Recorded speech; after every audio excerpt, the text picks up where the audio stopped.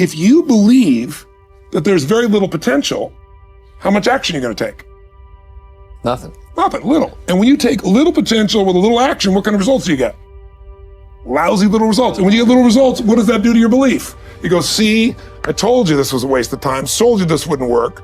And then what happens? You tap even less potential, you take even less action, you get even worse results, and your belief gets even weaker. And this sucker feeds on itself until you are in a downward spiral. It's poisonous. It's poisonous and it's self-fulfilling. Now, what if something could happen that could come along and fill you with a sense of absolute certainty? Not like I believe, but where you know.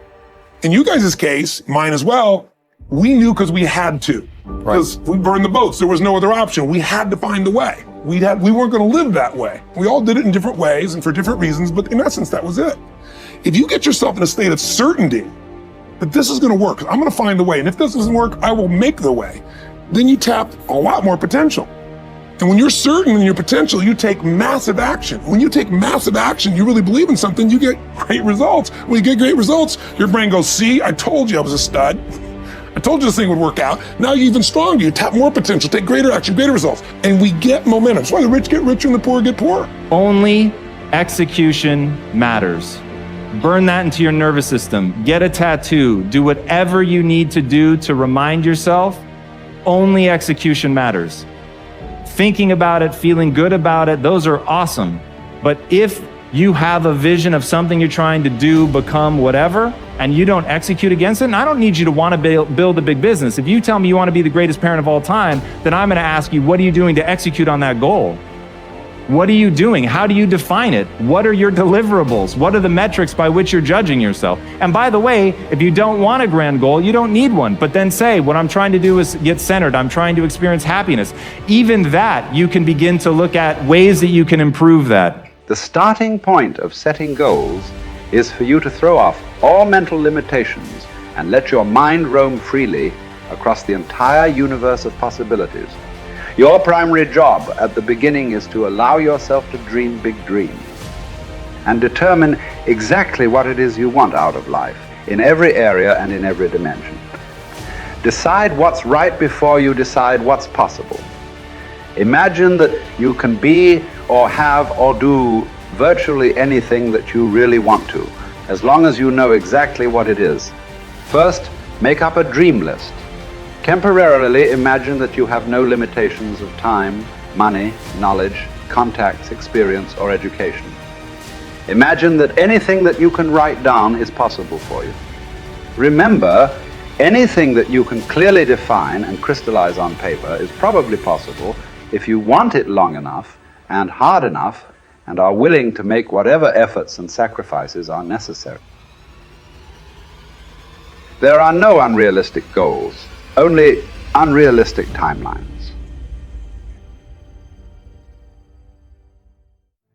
Most difficult things to do in the world is to admit that you were wrong. Admitting that you were wrong is nothing more than saying, I have been making choices with my mind that have created things in my life that are not working. And I no longer intend to continue making those choices. I was wrong. You don't have to make a declaration of it. You don't have to go out and feel guilty about it. You just simply say, it didn't work. The relationship that I was in before, I behaved in these ways. I didn't realize that it wasn't working for me. Now I do, and this is where I choose to be now. A better story is a story about how stories transform. And so those are actually perceptual frames of reference that transform. And then I understood that if you don't have respect for the transformation process above all else, then you can't transform your perceptual frames when necessary, and then you can't adapt to error, and that destroys you. We always have to update our versions about reality because it's the only way that we adapt.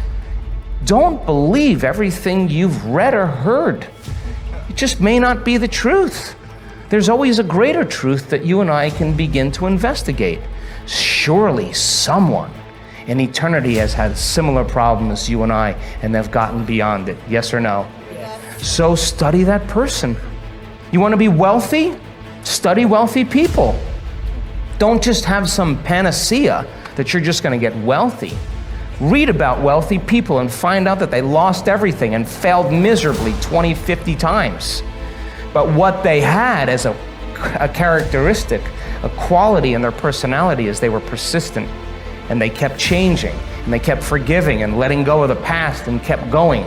And sooner or later they ran into it, and when they had all the money they wanted, it was never about the money. It was just about that they could prove to themselves that they can do it.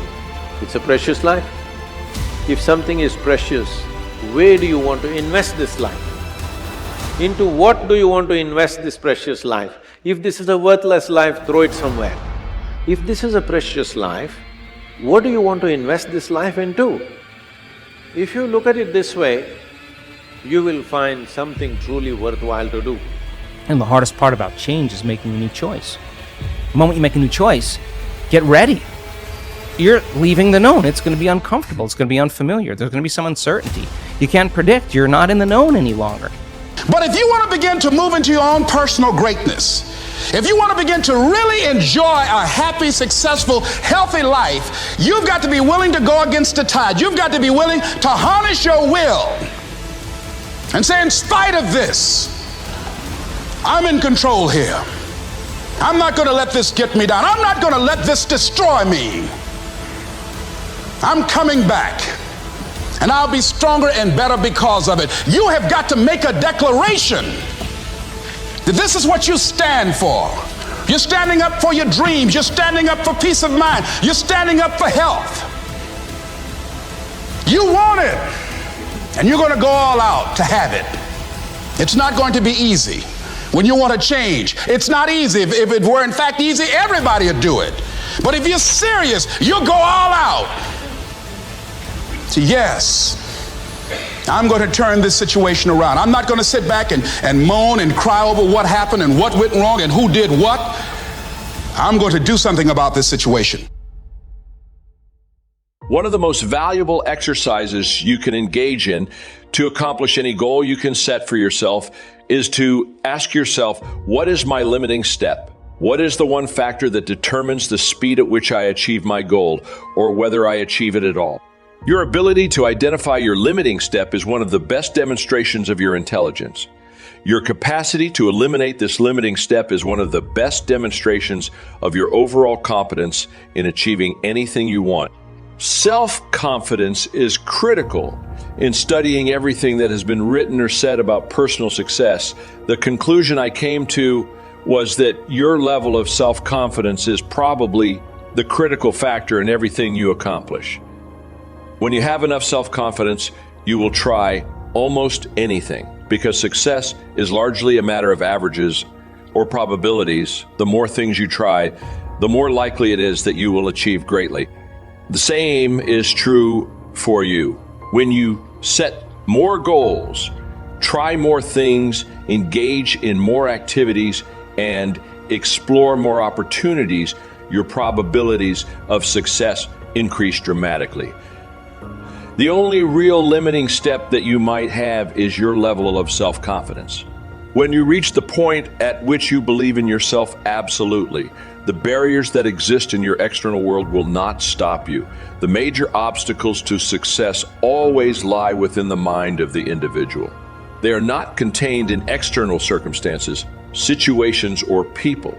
As soon as you win the inner battle, the outer battle seems to take care of itself. How do you infuse your whole life with the kind of self-confidence that makes everything possible for you? The answer is contained in what I call the 4 Ds, which determine success in anything you really want to accomplish. The first D is desire. You must really want to become a totally self-confident human being. You must build up your desire by thinking about it and talking about it and working on it all the time.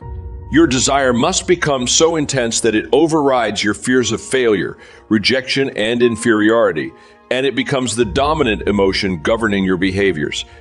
Intense desire is the starting point of all personality modification and goal attainment. The second D is decision. You must make a do or die decision that you will go to work on yourself and keep at it until you achieve the kind of self-confidence that enables you to do. B, and say whatever you want, you must burn your mental bridges. Many people want things, but they never make the clear, unequivocal decision that they are going to do what it takes to get them. The third D is determination. Once you have started to make significant changes in the way you act, your internal gyroscope will try to take over and bring you back into your comfort zone, into your old ways of acting. Sometimes progress will be slow, and often you will see no progress at all. Nonetheless, you must persist in the positive and constructive behaviors that you know will lead to making you into the kind of person you wish to become. Your determination must be as unshakable as the self-confidence you desire. The fourth D is discipline. Underlying and surrounding all great achievement in life is the quality of self-discipline. This is the ability to make yourself do what you should do, when you should do it, whether you feel like it or not. Every practice of self-discipline strengthens your discipline in every other area of your life. As Napoleon Hill said, after more than 20 years of research into the lives of successful men and women, self-discipline is the master key to riches. It is self-discipline that makes everything else possible. If you have the desire to change, the decisiveness to take action, the determination to persist on your forward track, and the discipline to make yourself do whatever you need to do, your self-confidence and your success are inevitable. People have enormous capabilities beyond what's commonly thought to be possible. The power to tap into our unlimited potential is directly connected to how we define reality, how we view ourselves, and what believe we can achieve. No matter what is now or will occur, you can choose, right this moment, more empowering meanings for everything in your life. You hold the power to create a new world for yourself and those you care about. The mind shift is simple but profound. Is this the end of something wonderful or the beginning of something unpleasant? Are you being punished for your failure or rewarded for your success? The minute you decide to focus on something, you assign it a meaning and infuse it with feeling. How you define an event produces emotion and determines your inner feeling state going forward. The meaning you assign to any event, interaction, or outcome defines the emotional tone of your experience and the feelings you generate throughout your life. Meaning equals emotion and emotion equals life. The meaning you give your experiences will always change how you feel, and the emotion you feel always becomes the quality of your life. Our memories are actually anchors to feeling states, images, sounds, and sensations. All of these aspects rely on the meaning we give to them. The meaning you attach to something produces the emotion of your life, and your emotion is your life. Meaning equals emotion, emotion equals life. Write this down or memorize this stanza.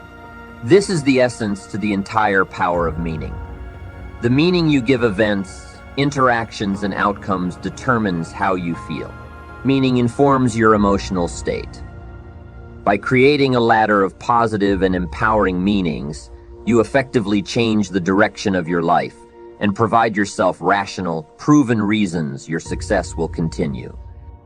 And it all starts now with your decision to become conscious of the meanings you are constantly creating. This technique is called reframing, and it's one of the most powerful tools you can use to improve your psychology.